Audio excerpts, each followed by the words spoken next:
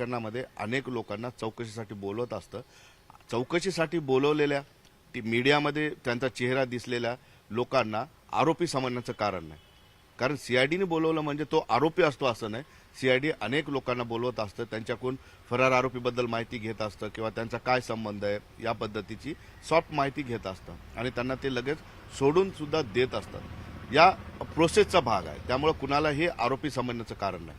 दुसरी महत्त्वाची गोष्ट अशी आहे की या केसमध्ये अपडेट असं आहे की वाल्मिक कराड येत्या 24 तासामध्ये सरेंडर करू शकतात. त्याविषयी सुद्धा आपण बोलणार आहोत. सुरेश, सर्वप्रथम हे की लोकांचा इंटरेस्ट आहे की नेमकं त्या दोन महिला कोण?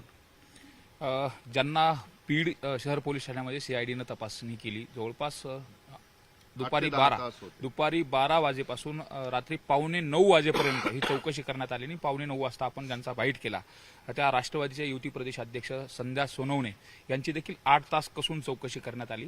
त्यामुळं नेमकं ही 8 तास कसून काय चौकशी केली यावरून देखील प्रश्न उपस्थित केला जातोय. मात्र त्यांनी देखील त्या बाईटमध्ये सांगितलं की मी एका पक्षाची पदाधिकारी असल्या कारणानं मला या सगळ्याशी संबंधित राहावं लागलं, सगळ्याशी संपर्कात जावं लागतं. आणि जर त्यांची जर राजकीय कारकीर्द बघितली आपण संध्याताईंची, तर संध्याताई या कॉलेज जीवनापासूनच विद्यार्थी प्रतिनिधी असतील, ज्याला आपण जीएस म्हणतो, जीएस पासून त्यानंतर फर्ग्युसन कॉलेजला शिक्षण झालं आणि त्याच्यानंतर पुणे विभागाची विद्यार्थी आघाडीचं देखील त्यांनी राष्ट्रवादीचं पद भूषवलेलं आहे. 2020च्या नंतरचा हा त्यांचा पॉलिटिकल प्रवास आहे. त्यानंतर जर आपण बघितलं तर अहिल्यानगरच्या त्या युवतीच्या जिल्हाध्यक्ष देखील राहिलेल्या आणि निवडणुकीच्या अगोदर त्यांना युवतीचं प्रदेशाध्यक्षपद दिलेलं होतं आणि त्यानंतर लोकसभा निवडणूक झाली, त्यानंतर विधानसभा निवडणूक झाली आणि त्या कालावधीमध्ये बीड जिल्ह्यातले जे काही पॉलिटिकल इव्हेंट झाले, ज्या काही पक्षाच्या सभा होत्या, ज्या काही मेळावे होते, छोटे मोठे जे काही पक्षाचे कार्यक्रम होते, या कार्यक्रमामध्ये आम्हाला नेहमी या ठिकाणी पाहायला मिळायचा, स्टेजवरती दिसायचा. त्यामुळे तो एक त्यांचा पॉलिटिकलीच्या दृष्टिकोनात नाही होता. मात्र सीआयडीनं काल ज्या पद्धतीनं चौकशी केली, जवळपास 8 तास कसून चौकशी केली आणि जसं की तुम्ही सांगितलं की 6 महिन्याचे वाल्मिक कराड यांचे कॉल डिटेल्स, कॉल रेकॉर्ड आणि जे काही सीडीआर वगैरे काढलेलं आहे त्या तपासामध्ये त्यांचं काही कनेक्शन आहे का, त्यांच्याशी किती कॉन्टॅक्ट झालेले आहेत, विशेष म्हणजे बँक खाते देखील सील केलेले आहेत आणि बँक खात्याच्या ट्रान्झॅक्शनवरती देखील आता सीआयडीचं लक्ष आहे.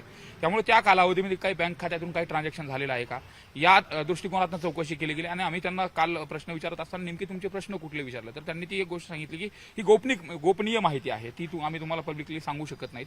मात्र 8 तास अशी कुठली गोपनीय माहिती घेतली हा देखील एक सामान्य लोकांना पडलेला प्रश्न पडलेला आहे. पण त्या इथं आल्या याचा अर्थ त्या आरोपी आहेत किंवा फार वेगळा विषय कुणी काढायला नको किंवा तसा संशय घ्यायला नको. मात्र एक महिला केजमध्ये आहे, तिचं नाव आपल्याला माहिती आहे, ते नाव नको घ्यायला आपण, कारण संध्याचं नाव याच्यासाठी घेतो की संध्या स्वतः आपल्या समोर आली, ती बोलली. मात्र केजच्या महिलेचं नाव असून सुद्धा आपण ते घेणार नाही.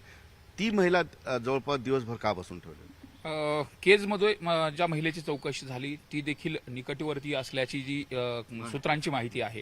मात्र तिची देखील काल जवळपास 5 ते 6 तास अशी कसून चौकशी झाल्याची देखील सीआयडीच्या ज्या सूत्रांची माहिती आहे त्या सूत्रांकडून ती माहिती मिळाली. विशेष म्हणजे यामध्ये त्या महिलेला पुण्यावरून बोलवलं होतं चौकशीसाठी आणि नोटीस देऊन बोलवलं होतं अशी देखील जी माहिती आहे ती सूत्रांनी सांगितलेली. विशेष म्हणजे तिथं केज पोलीस स्टेशनमध्ये, ज्या पोलीस स्टेशनमध्ये खंडणीचा गुन्हा दाखल झाला आणि खंडणीचा गुन्हा दाखल झाल्यानंतर त्याच ठिकाणी म्हणजे आपण यातही कन्फ्युजन करायचं नको. आता हे जे 3 प्रकरण आहेत ही 3 प्रकरण वेगवेगळे आपण तर त्यामध्ये खंडणीच्या प्रकरणामध्ये त्यांची चौकशी करण्यात आली आणि त्याचबरोबर त्या केज पोलीस स्टेशनमध्ये ज्या महिलेची चौकशी करण्यात आली पुण्यावरून जवळपास 5 ते 6 तास, ती महिला कोण हा जो प्रश्न आहे तो हा प्रश्न बहुतांश लोकांना धक्का देणार आहे, बहुतांश लोकांना अनुत्तरित आहे. आणि नेमकी तिची एवढा वेळ चौकशी केली गेली तर तिचे आणि ती महिला पॉलिटिकल करिअरमध्ये नाही, जशी संध्या पॉलिटिकल करिअरमध्ये पॉलिटिकल निवडणुका असतील किंवा नेत्यांच्या संपर्कात महिलांना राहावं लागतं, पण त्या महिलेचा राजकीय काही कारकीर्द नाहीच आहे. आतापर्यंत कुठल्याही राजकीय व्यासपीठावरती गेल्या अनेक दिवसापासून पत्रकारिता करताना अशा पद्धतीने कुठल्याही पद्धतीची चर्चाही झाली नाही, कुठल्या पद्धतीने स्टेजवरती देखील आलेलं चित्र पाहायला मिळालं. म्हणजे अचानक समोर आलेली निकटवर्तीय महिला एवढं म्हणू शकतो, एवढंच म्हणू शकतो. अचानक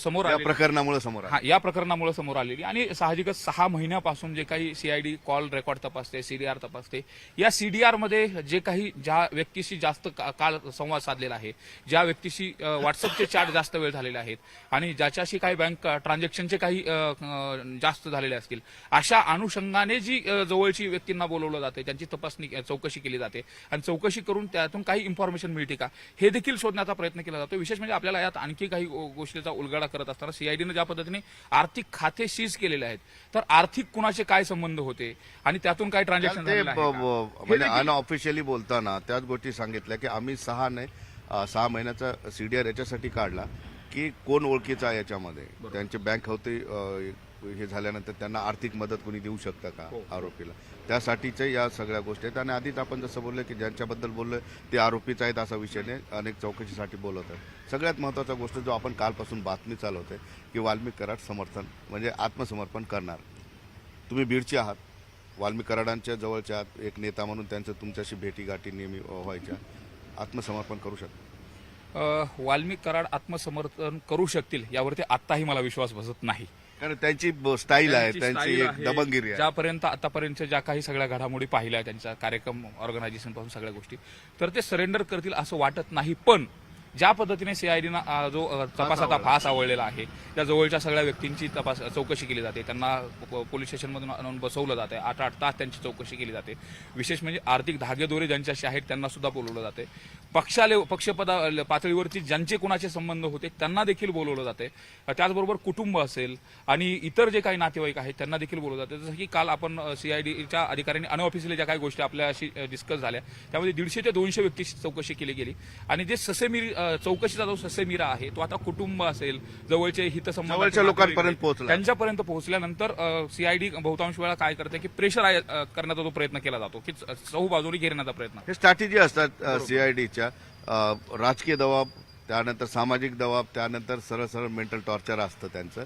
आणि आरोपी जो बाहेर आहे, फरार आहे, त्याला जर कळालं आपल्या घरच्या लोकांना आपल्यामुळं त्रास होतो, खास करून महिलांना जर आणून अशा वेळेला बसवलं गेलं, हा तपासाचा जरी भाग असला तर एक मानसिक दबावाचा एक स्ट्रॅटेजी असते सीआयडीची, ती सुरुवात केलेली. आणि सीआयडी सगळ्यात शेवटचा पत्ता हा खोलतो, म्हणजे सीआयडीने आता शेवटचा पत्ता टाकलेला. 100% सीआयडीनं तो शेवटचा पत्ता टाकलेला आहे. आणि काल ज्या पद्धतीनं ज्या आर्थिक संपत्ती आहेत त्या सुद्धा सील करण्याच्या अनुषंगाने, त्या जप्त करण्याच्या अनुषंगाने न्यायालयात देखील नोटीस दिली, न्यायालयाला परवानगी मागितलेली. त्यामुळे जर हितसंबंधाचा विषय झाला, आर्थिक हितसंबंधातून जोडले गेले तर खूप सारे असतील. मग हे जी काही झाकलेली प्रकरणं आहेत ती पुन्हा नव्यानं पुढे येऊ नयेत. आणि ती प्रकरणं जर आपण चौकशीच्या सामोरं गेलो, पोलिसांना सरेंडर झालो, तर सरेंडर झाल्यानंतर जे काही कायदेशीर प्रक्रिया आहे ती चालत राहील.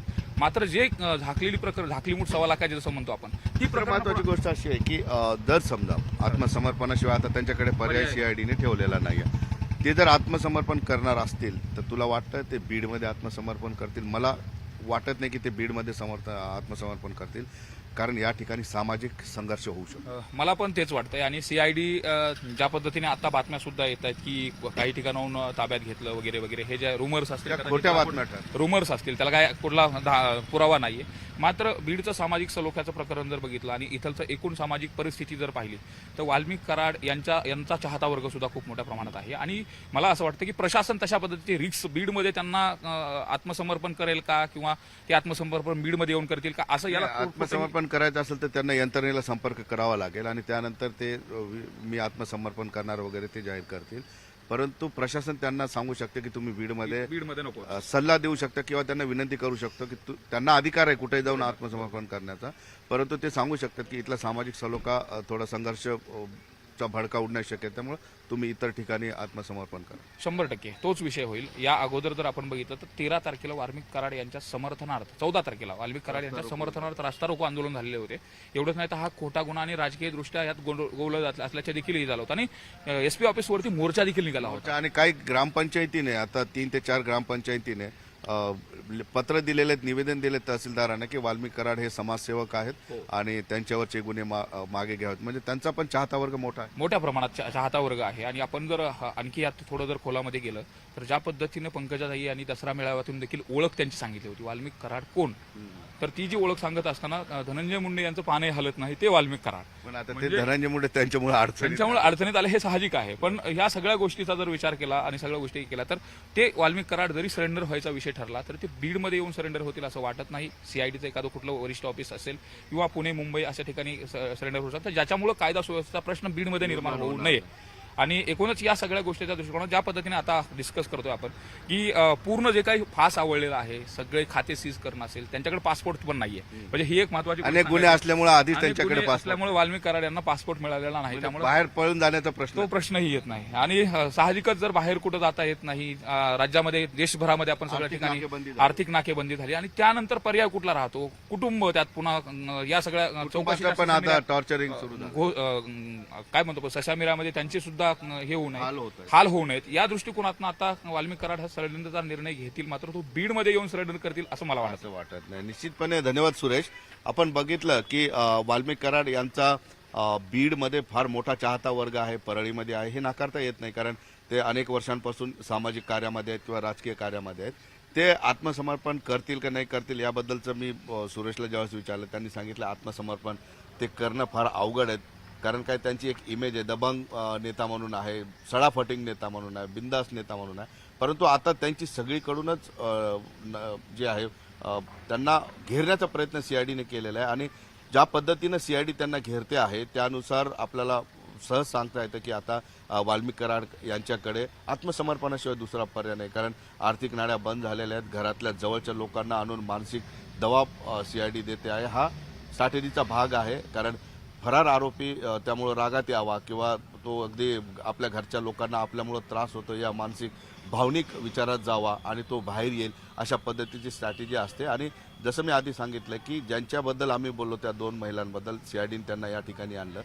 सीआयडीने चौकशीसाठी बोलवतं याचा अर्थ त्या आरोपी आहेत किंवा त्या दोषी आहेत असं अजिबात नाही. अनेक लोक या ठिकाणी आले, त्यांना बोललं आणि त्यांना सोडून दिलेलं आहे. त्यामुळे आता नेमका प्रश्न असा आहे की वाल्मिक कराड यांच्यासारखा दबंग बिंदास नेता आत्मसमर्पण करेल का, आणि आत्मसमर्पण केलं तर ते कुठं करणार, हा दिवसभरातला प्रश्न सगळ्यांच्या समोर असणार. नमस्कार, मी सिद्धार्थ गोदाम आणि माझ्यासोबत आहे माझा सहकारी सुरेश जाधव. निश्चितपणे बीड मर्डर केसमधली आजची अपडेट काय नेमकं आज होणार आहे किंवा काल दिवसभरात काय झालं याविषयी माहिती देण्यासाठी सुरेश आणि आम्ही दोघं लाईव्हला आलेलो आहे. फार महत्त्वाच्या गोष्टी यामध्ये घडत आहेत या मर्डर केसमध्ये. कालसुद्धा बऱ्यापैकी काही घडामोडी घडलेल्या, मात्र या सगळ्या असताना 2 महिलांकडे खास करून सीआयडीचं लक्ष गेलेलं आहे.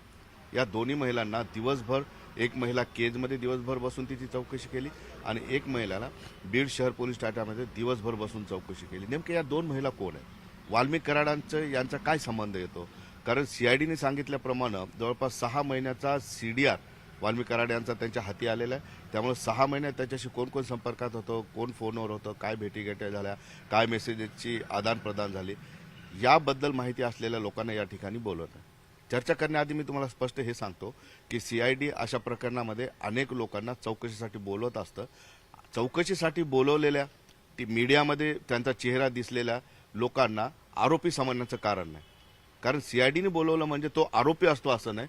सीआयडी अनेक लोकांना बोलवत असतं, त्यांच्याकडून फरार आरोपीबद्दल माहिती घेत असतं किंवा त्यांचा काय संबंध आहे या पद्धतीची सॉफ्ट माहिती घेत असतं आणि त्यांना ते लगेच सोडून सुद्धा देत असतात. या प्रोसेसचा भाग आहे. त्यामुळे कुणालाही आरोपी समजण्याचं कारण नाही. दुसरी महत्त्वाची गोष्ट अशी आहे की या केसमध्ये अपडेट असं आहे की वाल्मिक कराड येत्या 24 तासामध्ये सरेंडर करू शकतात. त्याविषयी सुद्धा आपण बोलणार आहोत. सुरेश, सर्वप्रथम हे की लोकांचा इंटरेस्ट आहे की नेमकं त्या 2 महिला कोण? ज्यांना बीड शहर पोलीस ठाण्यामध्ये सीआयडीनं तपासणी केली. जवळपास दुपारी 12 वाजेपासून रात्री 9:15 वाजेपर्यंत ही चौकशी करण्यात आली आणि 9:15 वाजता